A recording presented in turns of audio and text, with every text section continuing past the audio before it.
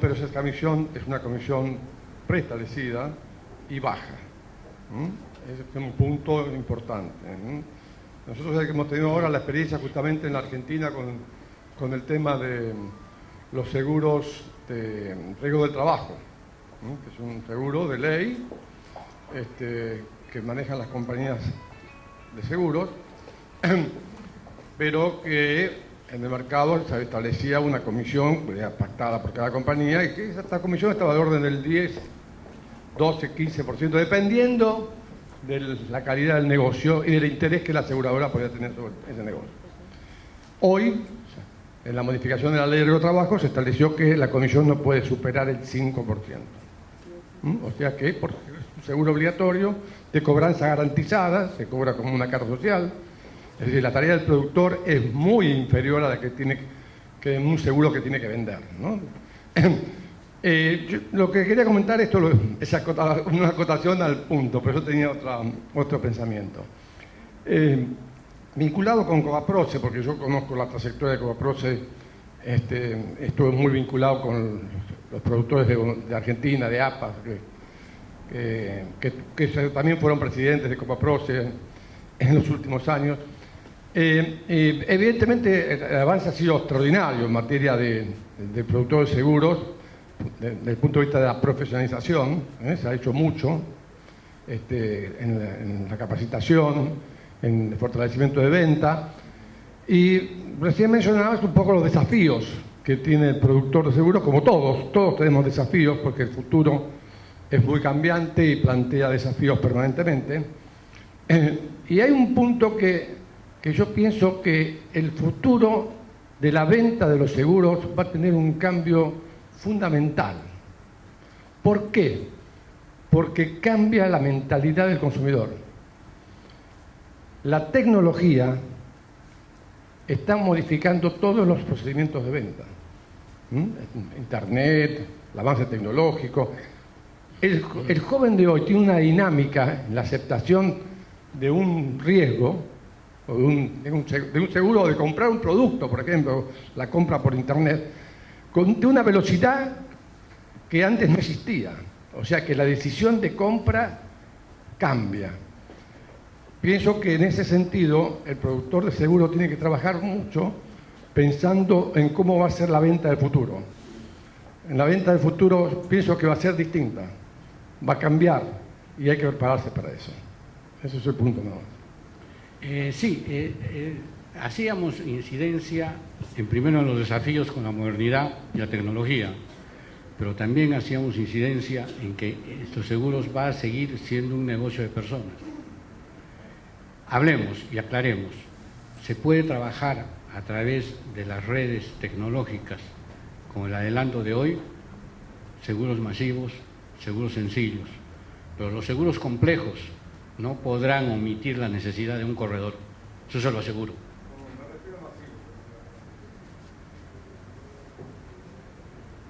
¿Alguna otra pregunta? En las conversaciones que he tenido en las pocas horas, y quiero que disculpen un poco el fastidio de la garganta, porque la llegada a las 5:30 de la mañana, con un vuelo que se atrasó un poco hoy día, me parece que me han terminado afectando. Pero en lo que tocábamos un poco el tema de por qué la expansión y el microseguro, me decían. Entonces, Covaproce no está en contra del microseguro. Sabemos que el microseguro estructurado en sus condiciones muy simples, sin exclusiones, porque es su fin. Y acá yo sí saludo una vez más el papel, el rol importante que Fides ha jugado junto con el Banco Mundial, que incluso auspició el estudio del microseguro para que sea introducido en los países de nuestra región. Tiene que estar diseñado en tal forma que se considera que no hay exclusiones. Se cubre lo que se dice y no se entra en discusión. Entonces sí se puede vender masivamente. Pero ¿cuáles son los canales? Un corredor de seguros puede ser un canal, porque si el corredor de seguros se contacta con la asociación de una parroquia o con la organización tal de profesional y puede armar el seguro con la compañía de seguros, puede ser él el que ayude y con la compañía de seguros si descargan a un responsable que puede organizar un corredor. O sea, no está descartada la posibilidad, pero quizás las mayores operaciones van a ser directas de las compañías y hay que saludarlo porque va a los sectores menos favorecidos de nuestras sociedades. Pero tienen que ser lo suficientemente baratos, con coberturas en posibilidades de solucionar problemas. Posiblemente $10.000 de cobertura no nos solucionan problemas a muchos de nosotros, pero a familias es su vida, es su futuro, $10.000. Y ahí es la importancia del microseguro, y es donde debe llegar. Y entonces ahí los canales pueden ser los directos, pero normalmente tienen que ser organizaciones para que puedan encargarse de cobrar, porque hay que abaratar costos, porque además otra de sus características es que tiene que ser de costo bajo. Pero hay que mirarlo desde otro punto también del corretaje. Se están abriendo nuevas posibilidades de mercados, porque el pequeño comerciante que comienza, que está iniciándose y que conoció de los microseguros y comienza a crecer, que se convierte en un emprendedor, ya va a tener el contacto en el seguro y entenderá la necesidad de quien lo asesore más adelante. Entonces, tampoco miremos los corredores como negativo el aspecto del microseguro. Tenemos que poner las cosas en su verdadera dimensión. Como tampoco considero, y lo mencionaba, el caso de Bancaseguros, lo que exigimos es que el asegurado reciba la misma asesoría que recibe de un corredor que la que se le da el empleado del banco, que no se la da, porque no lo conoce. Y entonces, ¿quién se desprestigia? La institución del seguro. Y eso está demostrado cómo ha ido bajando el uso de esto en Europa. Aun cuando muchos conocemos que ha habido casos en Europa, concretamente en Francia, donde una compañía de seguros pequeña que comenzó a vender a un banco, el banco llegó un momento que tenía la mayor parte de su porcentaje, era la cartera del banco. El banco le dijo, o me vendes o te quito la cartera. Obviamente los propietarios de esa compañía de seguros tuvieron que terminar vendiéndola. O sea, un banco con una compañía de seguros propia. Pero eso hoy está teniendo dificultades, porque también la información, el adelanto tecnológico, está haciendo que la gente esté mejor informada. Y entonces cuando está mejor informada pide más aclaraciones y pide más orientación. Entonces ahí está la labor del productor. ¿Algún otro tema? Muchas gracias. Si bien la pregunta no se refiere directamente a productores, sin embargo quería preguntarle cuál es, en el caso del seguro obligatorio, en el SOAT, ¿cuál es el procedimiento que rige en su país para la forma de determinación de la prima y la forma de percepción, además de los montos a ser indemnizados por los casos de accidentados, ¿verdad?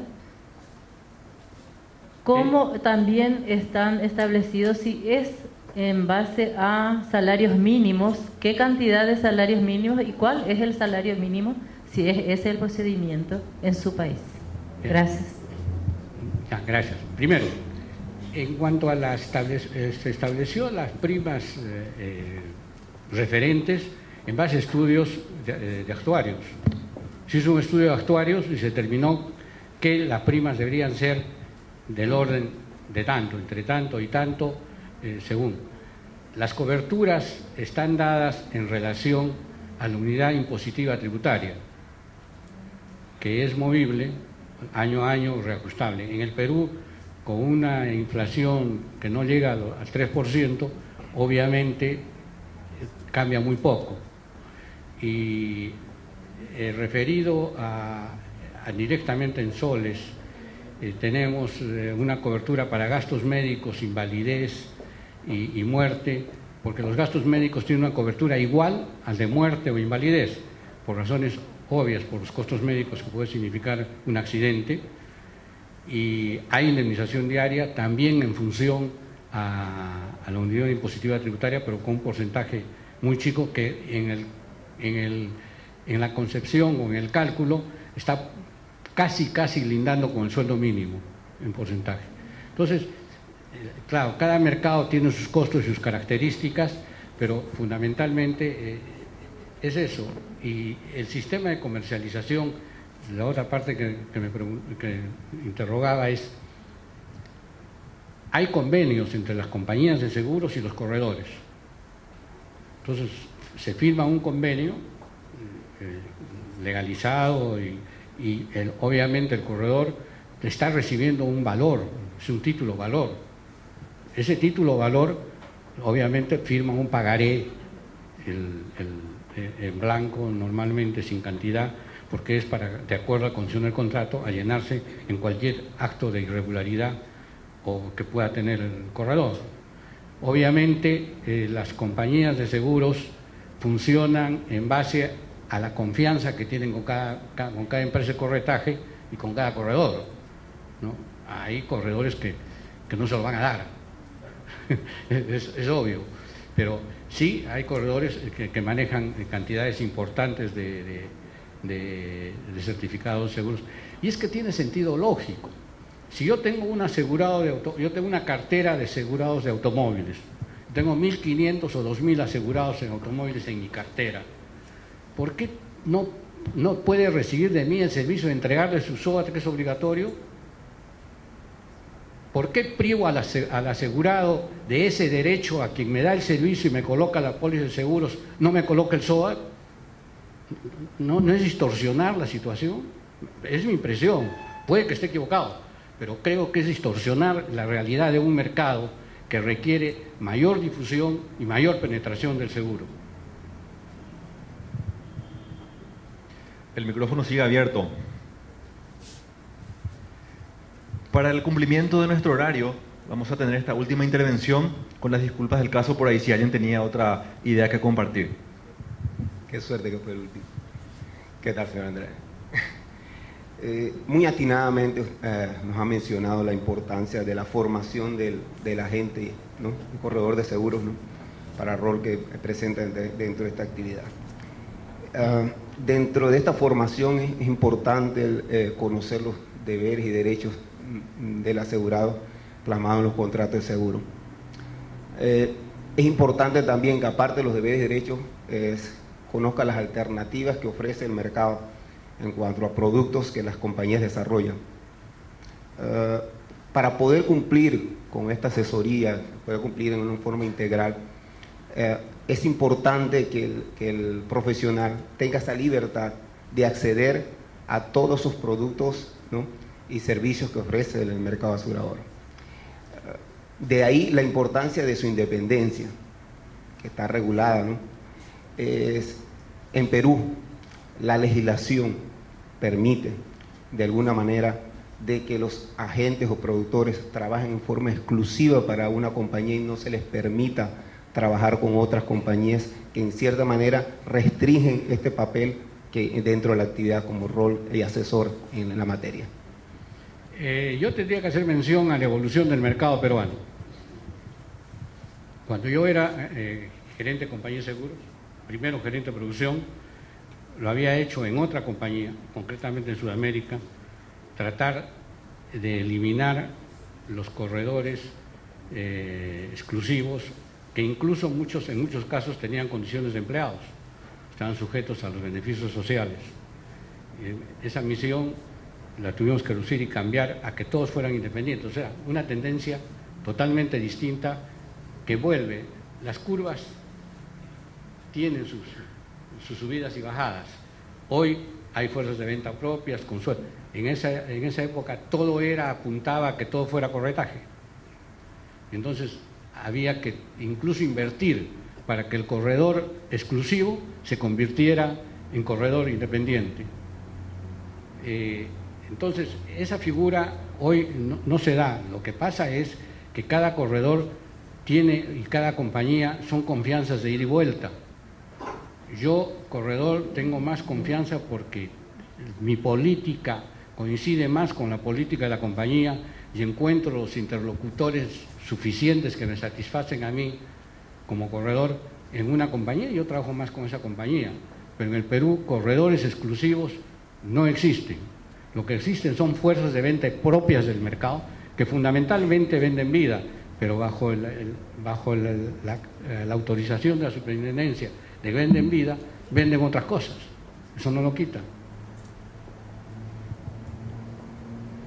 Muchas gracias, don Jaime Andrade. La organización le hará entrega de un presente, además del reconocimiento del auditorio, por supuesto. Muchas gracias.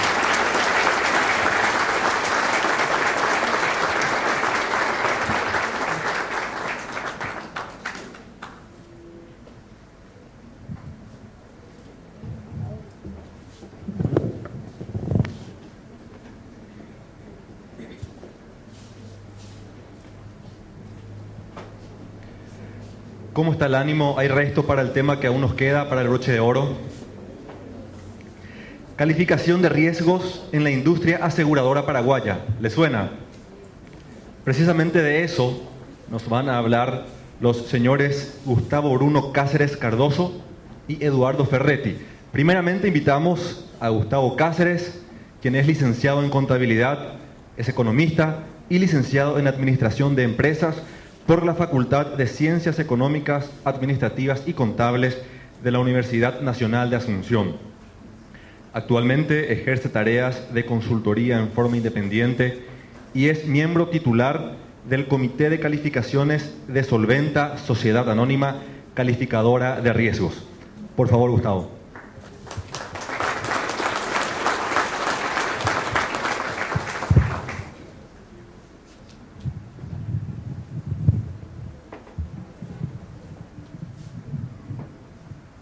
Buenas tardes, espero que no estén muy cansados. Y bueno, nos toca con el colega de Felder Rating, el señor Eduardo Ferretti, dar el broche de oro. Espero que no sea tan así de importancia, sino sea un elemento que constituya un valor agregado para el desarrollo de la actividad aseguradora. ¿Sí? En nombre de la empresa Solventa, quiero dar mi agradecimiento por la invitación que se ha hecho para poder participar en este evento que hasta ahora ha sido todo un éxito. Por lo tanto, mis felicitaciones al comité organizador. A través de Solventa tenemos el tema denominado aspectos relevantes de la primera calificación de seguros. En una apretada introducción en honor al tiempo, debo decir que la necesidad de que las aseguradoras cuenten con una calificación asignada por una empresa especializada surge con la promulgación de la Ley 3899/09 en fecha 18 de noviembre de 2009 por el Congreso de la Nación y su reglamentación, la Resolución 1241/09 de la Comisión Nacional de Valores, según Acta 117 del 28 de diciembre del mismo año. Y la Resolución SSG número 012/10 de la Superintendencia de Seguros del Banco Central del Paraguay, de fecha 9 de febrero del 2010, que han dado el sustento legal para la instalación de las sociedades calificadoras de riesgo, en especial la ley citada primeramente, con la salvedad importante de que en esta última resolución de la Autoridad de Control, en su artículo 5º, inciso A y B, obligan a una calificación mínima de BBB cuando el coeficiente de margen de solvencia sea superior a 1 y máxima de B cuando el mismo sea inferior a 1, el cual es obligatorio por la resolución SSG número 239/07 de este Contralor de la Actividad Aseguradora. ¿Qué es lo que ocurre con esta resolución? Aquí la superintendencia garantiza un piso para las compañías que tienen un coeficiente de solvencia superior a 1 y un techo para las compañías que no cumplen con este coeficiente. Seguimos, hemos visto el sustento legal, ahora quiero hacer una breve reseña de la actividad aseguradora. El mercado asegurador está compuesto de 34 compañías que operan, estando una con suspensión para emitir pólizas por déficit en su fondo de garantía, de acuerdo a la resolución SSG número 045/06 del 20 de enero del 2006. Además, se cuentan con una aseguradora corporativa que no realiza operaciones con el público en general, solo para las empresas de la citada corporación, con lo cual solamente 32 son las compañías que operan directamente con el público. El marco legal rector es la Ley 827/96 de seguros, de fecha 12 de febrero de 1996, la cual crea el organismo supervisor del sector o autoridad de control, la Superintendencia de Seguros, dependiente del Banco Central del Paraguay, que en su papel regulador emite resoluciones reglamentarias de esta ley a fin de velar por el cumplimiento legal del sector económico. Y aquí quiero detenerme para mencionar que ayer en la exposición que hizo el superintendente de seguros resumió brillantemente todo lo que es el uso de esa autonomía reglamentaria que tiene para que esta ley funcione adecuadamente. Las empresas legalmente establecidas pueden operar en patrimoniales y vida, operando en ambas 7 compañías y las 27 restantes, con la salvedad de que una está suspendida, solo en la primera rama, o sea, patrimoniales. Existe un capital mínimo legal que es monitoreado por la Superintendencia de Seguros, que además resolución mediante exige un margen de solvencia basado en ciertos parámetros del cual surgen un patrimonio técnico y un fondo de garantía que representa el 30% de ese patrimonio técnico, mínimo ambos para poder seguir realizando operaciones de seguros y en menor cuantía operaciones de reaseguro con compañías de plaza. Aquí vale la pena aclarar, creo que todo este distinguido auditorio sabe, que el capital mínimo exigido para la ley 827 es de $500.000 para operar en patrimoniales y otros $500.000 en vida. O sea, si quiero operar en ambas, sería la sumatoria, o sea, $1 millón. También, por este requerimiento de solvencia, tengo 3 ítems que la superintendencia tiene en cuenta para la constitución de ese patrimonio técnico. El capital mínimo, propiamente dicho, fijado por la ley, un coeficiente técnico derivado de los siniestros netos a cargo de la compañía a través de un método prospectivo de 36 meses y las primas devengadas en un periodo de tiempo de 1 año de acuerdo al periodo analizado, que sería el método prospectivo. En base a eso surge el requerimiento de capital mínimo y que es el que las compañías tienen que cumplir. Felizmente, en el análisis de mercado hemos visto que todas están cumpliendo perfectamente. Bueno, y aquí entramos en tema. Luego de ver el sustento legal, hacer una breve síntesis de cómo funciona el mercado desde el punto de vista legal.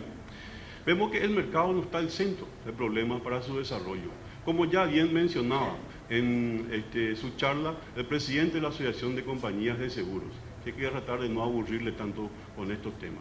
Es la intención de ofrecer mejores servicios que finalmente beneficien a los sectores económicos, tratando de dinamizar a través de la protección del patrimonio, sea empresarial o personal, especialmente al sector primario de la economía y a la clase de ingresos medios a bajos. Y aquí entramos en tema. Paso a citar algunos de ellos. Cantidad de empresas aseguradoras en relación al tamaño del mercado. Falta de conciencia por parte de la ciudadanía sobre la importancia de contar con servicios de seguro que hasta hoy siguen siendo notoria. Pequeña contribución del sector asegurador al Producto Interno Bruto, inferior al 2%, que también el profesor Luque Portela, con sus indicadores macroeconómicos, había señalado perfectamente. Y aquí en estos 3 ítems quiero detenerme en el primero. Si bien en un análisis a priori hablamos de que hay una alta cantidad de compañías de seguros, basándonos en la cuota de participación de mercado, en donde las 5 primeras prácticamente absorben el 50% de la producción de primas. Y a partir del puesto 17, llegando para abajo, la cuota de mercado no alcanza el 2%. Y aquí viene la primera asimetría de mercado. Sorpresa. Las 5 primeras compañías en rentabilidad del mercado están del puesto 18 para abajo. Ahí viene el primer problema para la calificadora. Ojo con este tema. Pero volviendo al tema de la cantidad, desde mi punto de vista, no tiene que ver con la ponencia de la empresa, yo considero que mirando el sector real de producción de primas, sí, Hay un exceso, eso se nota en la competencia que hay. Pero si miramos el mercado potencial, encontramos que solamente el 2% del Producto Interno Bruto, que como bien señaló el profesor Luque Portela en su charla, es toda la riqueza que está generando el país. El gasto en seguros no llega tampoco al 2%. Entonces hay un potencial enorme. Entonces, de ningún punto de vista podemos decir que hay una cantidad excesiva, y no quiero contradecir los informes que generan los entes internacionales como el Banco Mundial o el Fondo Monetario Internacional, ¿verdad? Pero mi enfoque está desde el punto de vista comercial y el desarrollo del mercado. No quiero que digan después, ahora, pucha, Gustavo Cáceres nada menos que contradijo los informes de estos organismos internacionales. No es así, al contrario, yo estimo mucho eso, porque esa gente ha hecho libros los cuales me han servido para la profesión que yo tengo actualmente. Eso es en cuanto a la estructura. Seguimos. Y después vamos al negocio en sí. Mejorar las políticas actuales de suscripción de riesgo. Falta de desarrollo de nuevos servicios orientados a satisfacer demanda de protección de patrimonio a través de transacciones comerciales. Crecimiento del sector asegurador en riesgo de tipo catastrófico y de alta frecuencia siniestral. Aquí en el primer punto hemos notado que para la suscripción de riesgo prima más el criterio comercial que el criterio técnico. Lo cual, ¿en qué deriva? En una insuficiencia de primas o que el precio justo no se está cobrando. Pero aquí nos encontramos con la disyuntiva de que yo creo una empresa, en base al principio empresa en marcha, para sustentarme en el tiempo. Yo no estoy creando una empresa para ver qué pasa y después digo, bueno, no pasa nada y me voy. No es así. No es así. Entonces, finalmente ese criterio comercial prima y yo suscribo de acuerdo a eso. Esto es algo que ustedes conocen, ya se ha hablado mucho aquí en la charla, en la falta de desarrollo de nuevos servicios, los microseguros, los multirriesgos, ¿verdad? Que yo no soy técnico, quizás yo no pueda dar la respuesta adecuada del por qué nos están comercializando este tipo de productos. Y por último, el crecimiento en los riesgos de automóviles, que representa el 49% de la cuota de participación de mercado, con un índice siniestral del 43%. Y agropecuario, que está según el ranking que nos habían mostrado, en el cuarto lugar, con una participación de cuota de mercado del 5%, y sin embargo, en la participación siniestral del 21%.